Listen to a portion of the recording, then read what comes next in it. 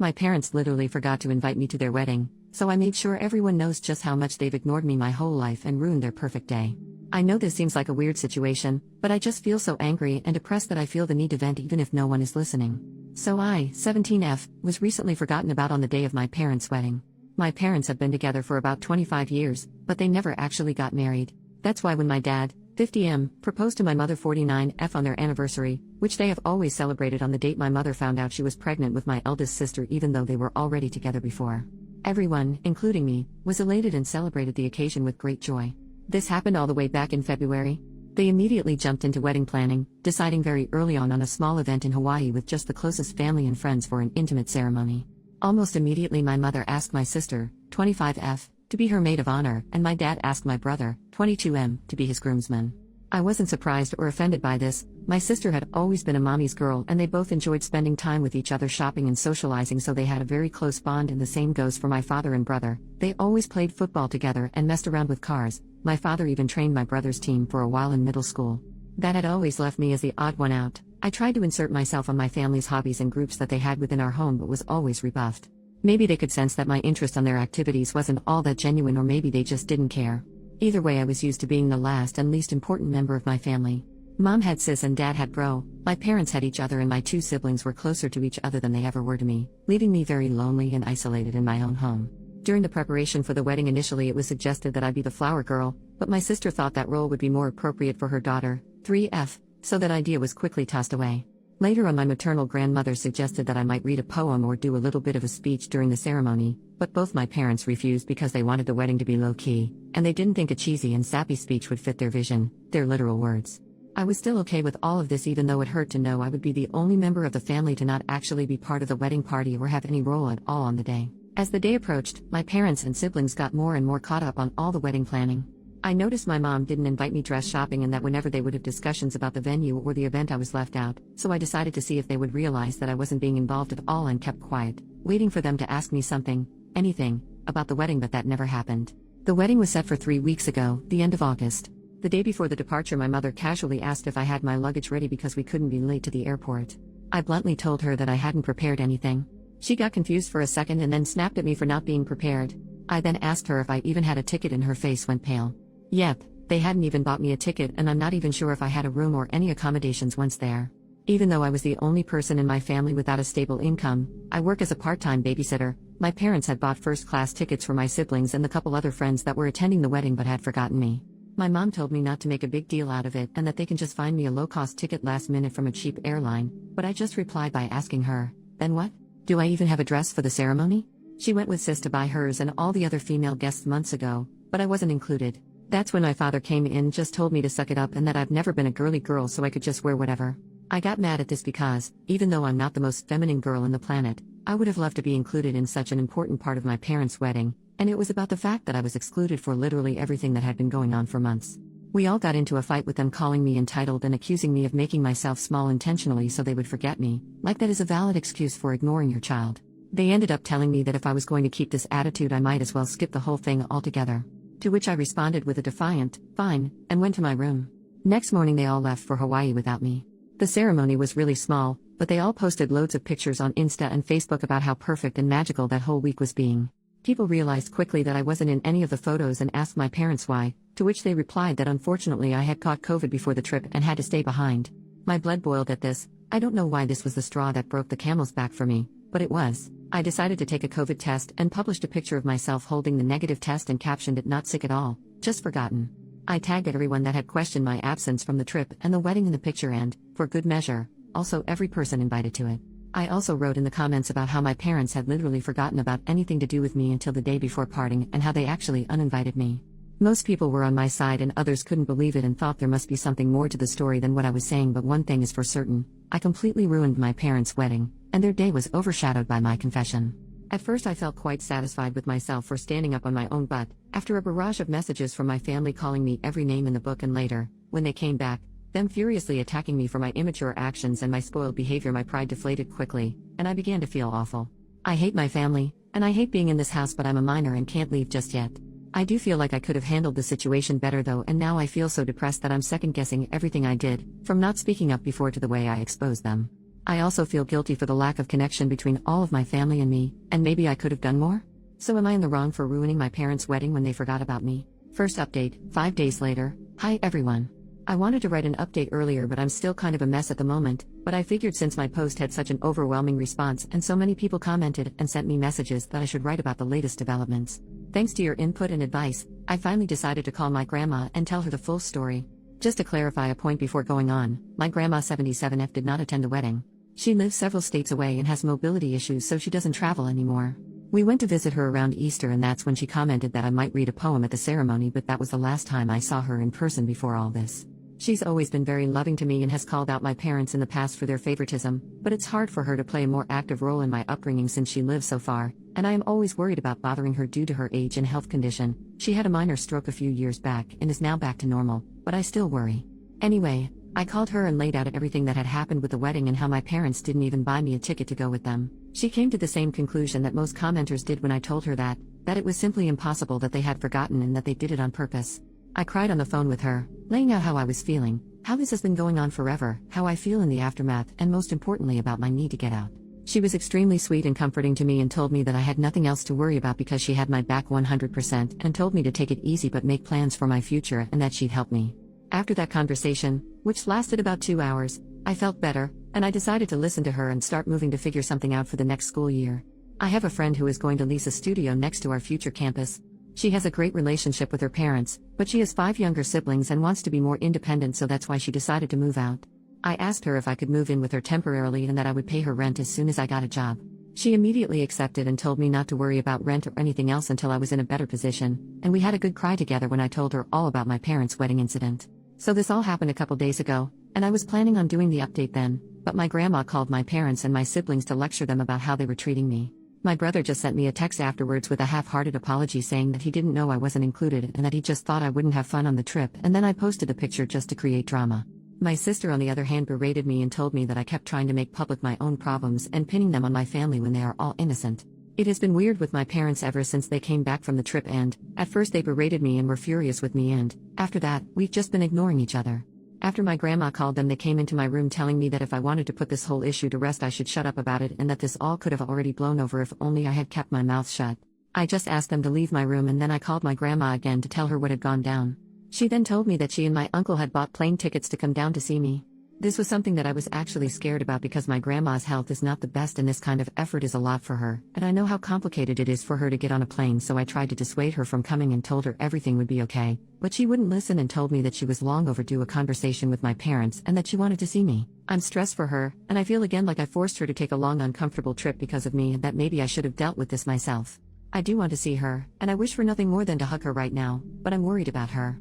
At least my uncle, Mom's older brother, is coming with her, but I hope she doesn't exhaust herself or nothing happens to her because that would break me. They arrive tomorrow and have not informed my parents of their trip. My grandma asked me to keep it until she gets here. I hope she is able to make my parents see the mistake in their actions or, at the very least, help me break the news to them that I'm moving out very soon, and I plan on being no contact with them. I don't know, I'm worried about her having to do so much for me and bothering her, but I also appreciate and love her so much for doing all this for me. Update, 4 more days later. Hello. I'm just going to continue where I left off. So my grandma called me to tell me she was coming here to see me and help me out. I was very stressed about it because my grandma has a very hard time traveling, so for her to take this trip meant that she would be under enormous stress, and I felt responsible for her since I was the one that called her. She arrived early Monday morning with my uncle and I went to get her at the airport.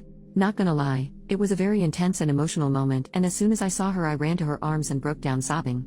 I don't even know if I was able to tell her anything at that moment because of how hard I was crying and I had so many things to say. Thank you for coming, for being so good to me, for having my back. I'm sorry to have made you take this trip. I feel awful at home. I don't know if my parents love me, but I know you do. Am I an affair child? I truly was hit with all of this plus the guilt and the anxiety all at once when I saw her, but she held me tight in her arms telling me everything was going to be okay.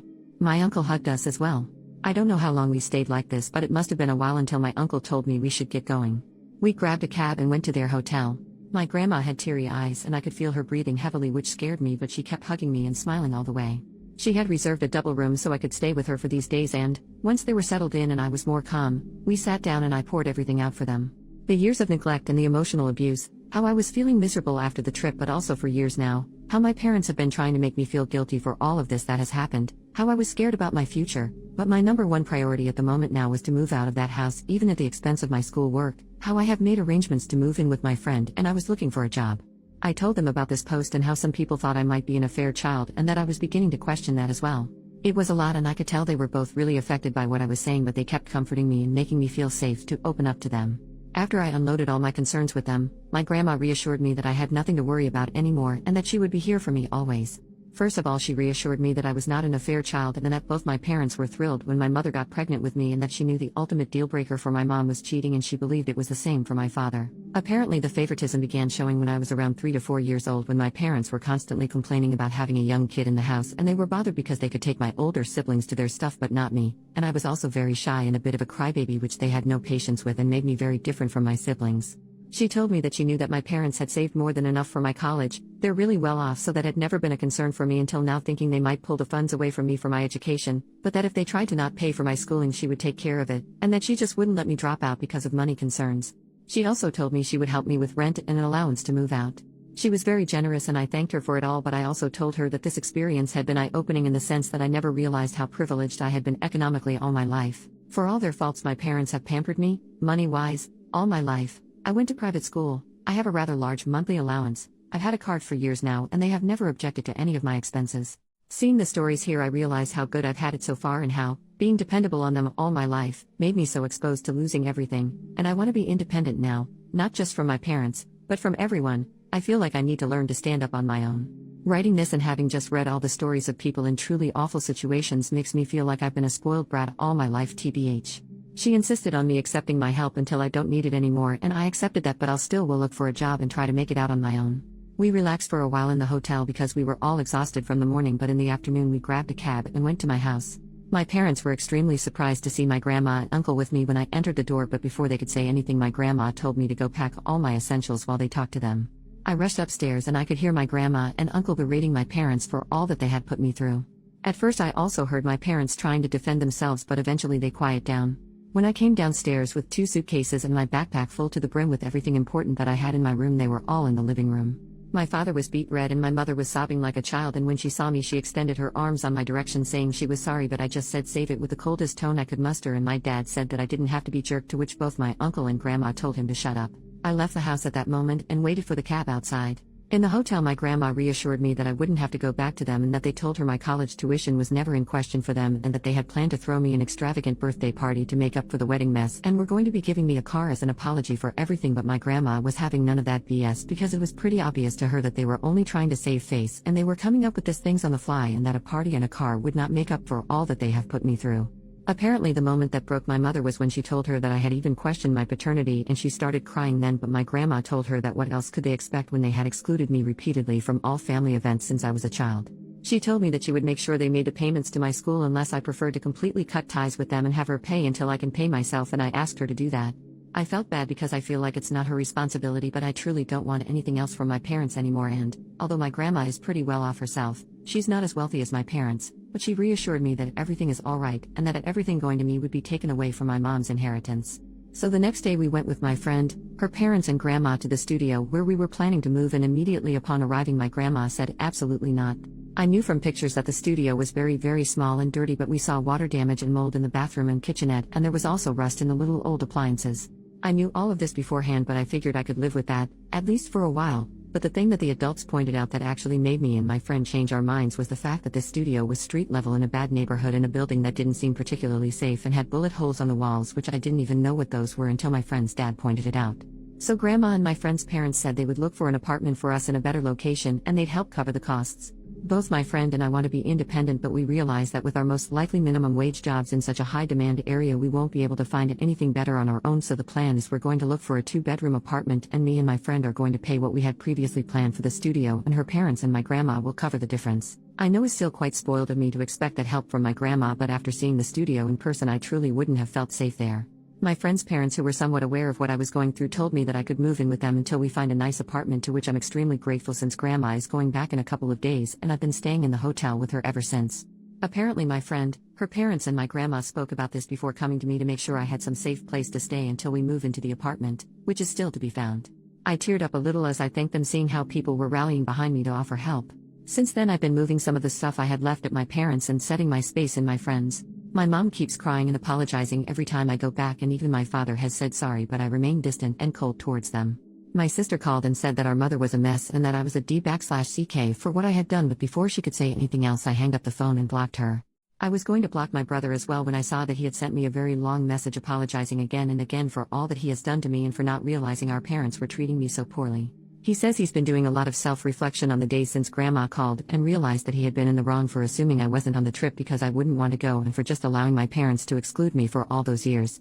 I sent a brief reply thanking him for his words but telling him I need space, and I was not ready to accept his apology. I feel like he might be genuine because he has never been nasty to me the way my sister has, just aloof towards me, but I also feel like I need to keep him away for the moment.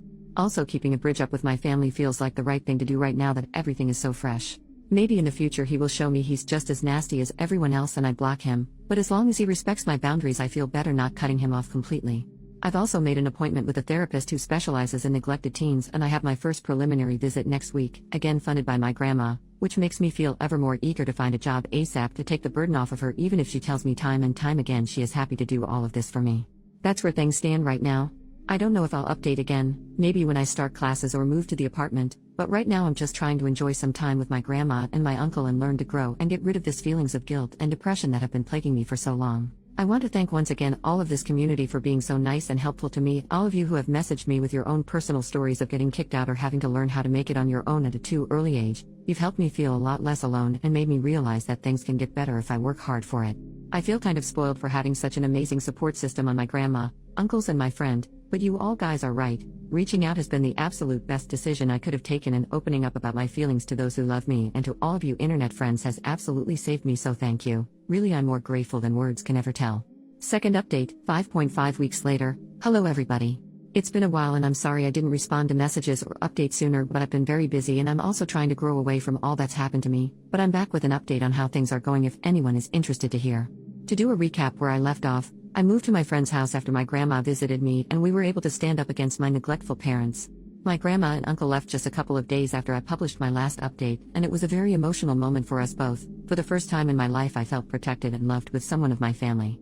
I'm sure throughout my life there must have been moments where I didn't feel so down and alone, but that week I spent with Grandma I truly felt like someone was in my corner unconditionally, and I'll be forever grateful to her for being there for me. After she left back to her hometown, I got settled in my friend's parents' home while we looked for an apartment. She was already working as a private tutor for young kids, and she helped me get the same job as her, so now we are also co-workers. Smile, the job is great and the salary is quite nice for a first job, so I was over the moon to be hired. We also found an apartment. Is near campus, has 2 bedrooms and a nice living area and kitchen. It's not big but it's clean and in a neighborhood that is primarily college students living in it, so it's quite nice and there's plenty of cool spaces to hang and meet people. We're actually just in the process of moving right now and I'm writing this update from my new bedroom. I celebrated my 18th birthday a couple of weeks ago and it was great. I went to a restaurant with a few friends and had a nice time. The only drama there's been so far with my parents since the whole debacle is that they showed up in my friend's home the day of my birthday asking to see me. I wasn't there at the time, but my friend's dad was, and he told me that they were both very apologetic and asked him to get me in contact with them. They left a letter with him in which they basically acknowledged that they have been awful parents but they want to rectify their mistakes and begged me to talk to them. Maybe I'm cold for doing what I did next, but I decided not to answer them in any way and asked my friend's dad to tell them to leave if they ever show up, which he respected. A part of me wanted to go to them and try to mend our relationship, but I also felt like it had taken all of this effort for me just to show them I exist and how much they've hurt me through my life, and, if I go back now, I'll be betraying myself and all the work I'm putting on growing and becoming an independent person. After my birthday I had a couple of weeks before we could start moving into the new apartment, so I went to visit my grandma at her house. I showed her the many pictures I took of the new apartment, told her all about my new job and the classes I'm about to start after New Year's, and she was so happy for me. We had a family get-together to celebrate my birthday too, and my uncles and cousins came to Grandma's where we had a bit of a party. My brother also came. I've slowly been talking more and more with my brother. Of all my immediate family he is the only one that has never treated me badly, and, although he was neglectful towards me, and enjoyed my parents' favoritism, he never treated me bad, and I feel like he was also a victim of the toxic environment that was our house. I don't trust him fully, but he has apologized very sincerely, and, since he lives near me, he wants me to feel like I can rely on him if I ever need something. I do feel safer knowing that I got at least one family member in my city that is worried about me and would help me if needed be. I asked him once how my parents were doing and he told me that, ever since I left, he himself has limited a lot contact with them and he blames them for the whole situation, whereas my sister insists that I'm being selfish and causing pain on my parents because I'm the problem. Not sure how that works, My parents also seem to have been somewhat ostracized by many of their friends after news of what happened to me got out, but according to my brother, they are constantly asking for me and are now saying to anyone that might listen that they fucked up and don't blame me for my actions, but they want to rectify their mistakes. I don't know if I buy this act, and I feel like they know that now the best thing they can do for their reputation is to try and put the ball on my court in regards to reconciliation so that they can look like they've done their part. I'm now more than ever focused on my future, and I don't really want to think of them. I go to therapy and I'm trying to grow and embrace the love of my newfound support system, my friend, her family, my grandma, my uncles and cousins, and maybe my brother. I hope this will be my last update since I want to close this chapter of my life, and if I'm ever back here it will probably mean something has happened, but I wanted to share the good news with all of you because you truly saved my life in a desperate moment. I was so down those days after the wedding I felt like curling up on my bed and try to disappear, but you all helped me pull myself up and face the music, and I'm now so much happier than I think I've ever been, and I'm looking forward to all the wonderful things that are happening in my life, so thanks to all of you.